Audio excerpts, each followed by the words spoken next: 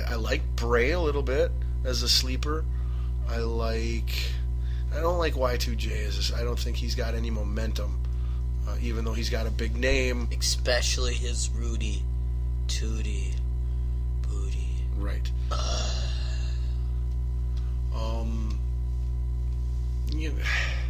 I guess for my dark horse. Okay, so I got Brock and I got Roman. My dark horse is going to be I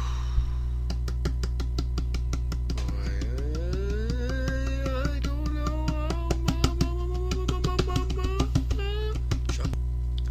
Seth Rollins. That's right. Surprising return. Seth Rollins. Gonna win it. And then we're gonna get Seth and Roman. Ooh.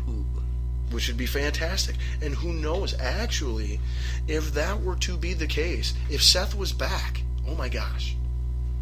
If Seth is actually back, he's going to come back, he's going to be in the final pairing, Roman's going to get eliminated, and then Seth is probably going to, I don't know, maybe Triple H then just walks out of the ring and basically gives Seth the victory or something, I don't know. But so we get the title back in Seth's hands. Before that, you know how you'll know if that's going to happen? Kevin Owens would beat Dean Ambrose. Dun, dun, dun. So that way Dean Ambrose could be in a triple threat match involving the title with Roman Reigns and Seth Rollins. The whole Shield in the main event with the title. Triple threat at WrestleMania. That would sell. People would frickin' eat it up like crazy. People have always wanted to see the triple threat match for the title with the 3 former members of the Shield. It'd be the perfect time to set that up and do it if Seth is healthy. So there is my dark sleeper pick. All right. What do you think, Doug Sanders? What else do we got to talk about here? Well, I think that personally, both of our main event ideas are pretty big main event ideas, or at least with the title. Yeah. Mine, you could go with my pick and do a Sting with the title against Undertaker, or heck, even Undertaker with the title against Sting. Or you could go with Scotty Ball's pick, where he's got the triple threat match with all 3 Shield members. Well, that's my dark horse pick. Brock's my favorite, and then Roman to retain, and then Seth Rollins' surprise return is my sleeper pick. And I was just listing off our sleeper picks, obviously. Yes. All right. Well, I think we've previewed WrestleMania pretty good as well as in the Royal Rumble. Hall of Fame news real quick. Oh, yeah.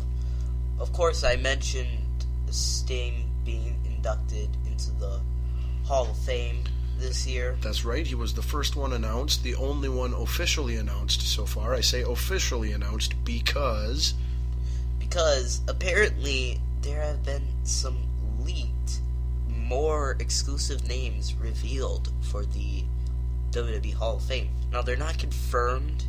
They're just very, very, very likely picks, or at least the picks WWE are looking for. And we are right not now going to reveal them on this show. I have not seen them or heard of them, and I do not want to. I will find out the announcements when they take place. I am not going to screw the WWE over by stealing their thunder like that. How about Celebrity? Because Celebrity, really, I did no see one a does picture care. of the Celebrity one, and nobody cares. Pretty sure the Celebrity is going to be Regis Philbin. Is that correct? Yeah. Yes, that is also what you saw. Now, a lot of times when WWE things leak, they will go and change them. Mainly when it comes to a storyline, things like that. I don't know what, if anything, they would change in regards to this Hall of Fame ceremony.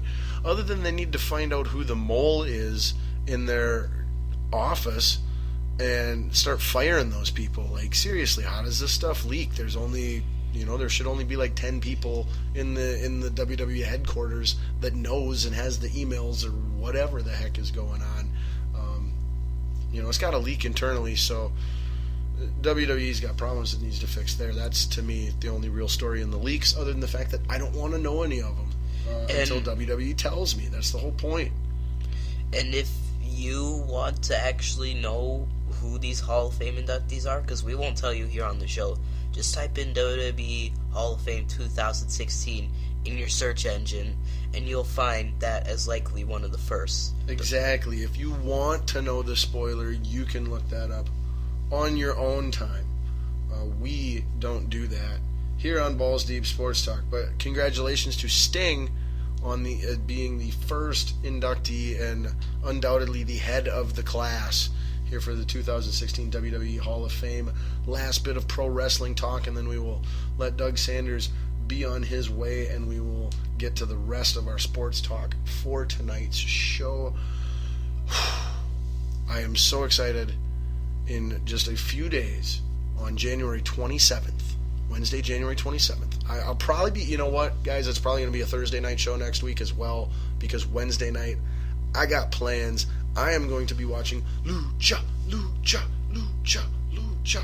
That's right, the return of Lucha Underground, the best wrestling promotion that I have ever seen in my 30-plus years of life, returns for its second season of action on the El Rey Network. That is EL space REY Network. Can't wait. And if you are unfamiliar with Lucha Underground, you are in luck, as am I, being a huge fan, and Doug Sanders as well.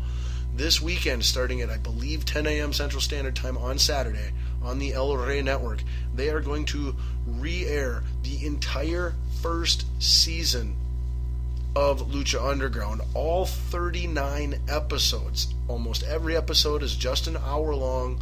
However, the final Ultima Lucha event that was the final episode is a special 2-hour long episode. Otherwise, all the first 38 episodes are an hour long.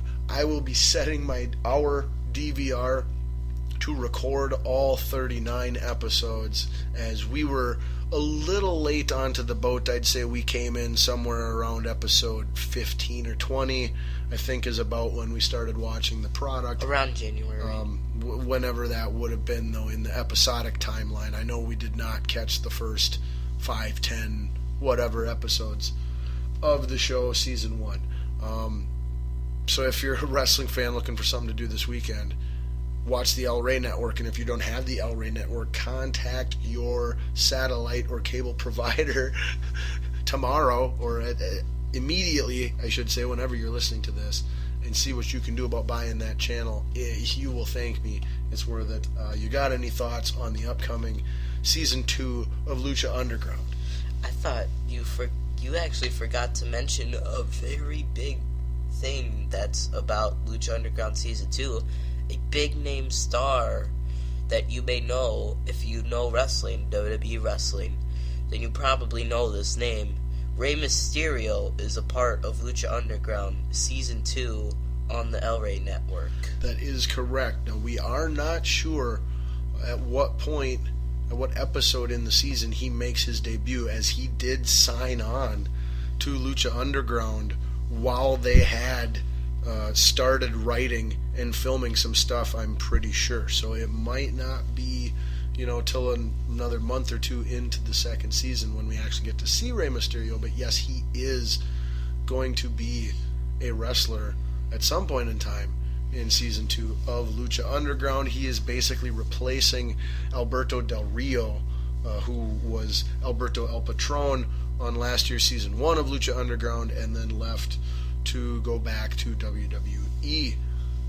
Is there any other Lucha Underground specific news that I omitted? Well, I don't think there's any news, but I do have a personal opinion. If you plan on watching Lucha Underground Season 2, definitely do the marathon like we were watching, or record it, DVR it, because you need to catch up first if you want to see Season 2, because it might get a little confusing starting off with Episode 1 of Season 2 if you haven't even seen the first couple of, or at least some of the episodes of Season 1. So at least check some of the episodes from Season 1 if you plan on starting to watch Season 2. Definitely Ultimate Lucha should be an episode you should watch before watching Season 2. And I agree, you definitely should watch it, but I do think that one of the beauties of Lucha Underground is that anybody can kind of pick it up. You don't necessarily need to know what happened in the past or who the people are. The wrestling matches themselves are entertaining with the athletic displays that they do, and they are extremely efficient and creative and smart in the ways they present the storylines. They have an excellent commentating crew that can actually let you know what everything's about in the match the way they're supposed to.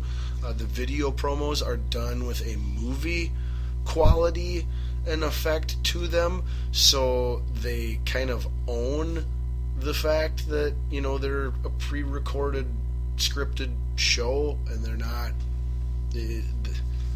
Like I said, they own it, and it's they do present some of their product in a way that is different than what WWE does, but I think it's presented in a way that, like I said, is really easy to understand and take to. And even if you're unfamiliar with any of the storylines or the wrestlers, that the action itself is so good that you can take to it and find entertainment in it immediately. Yeah, because, that is one of the magics of Lucha Underground. You can get into any time, and it feel like you're not missing anything, really.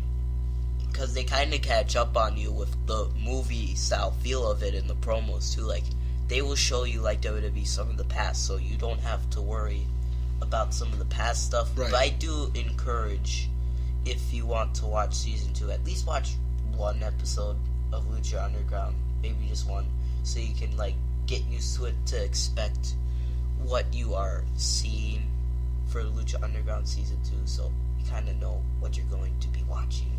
I just encourage that, though. You don't need to.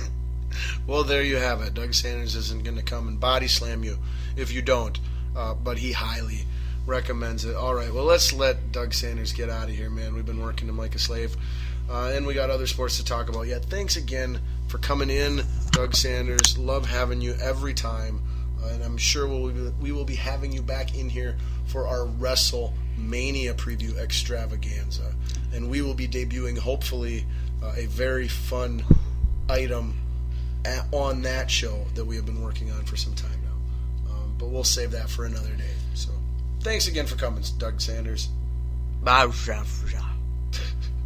There you have it. Well, hey, thanks for listening so far. Hope you're enjoying the show.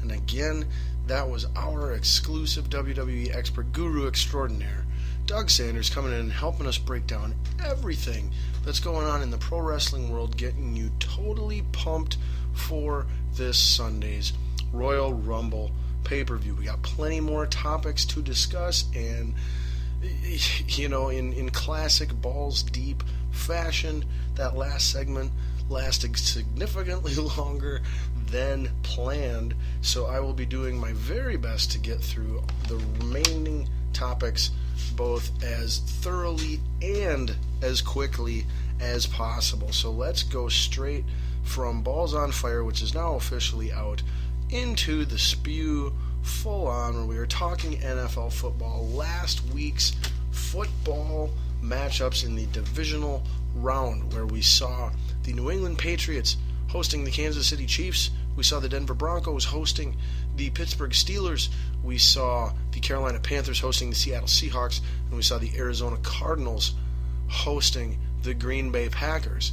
And in complete yang to the wild card rounds yin, which saw all four of the road teams win in the first round of the playoffs, in last week's second round of the playoffs, all four top-seeded home teams advance to the conference championships. So it will be number 1 seed Denver in the AFC hosting number 2 seed New England Patriots.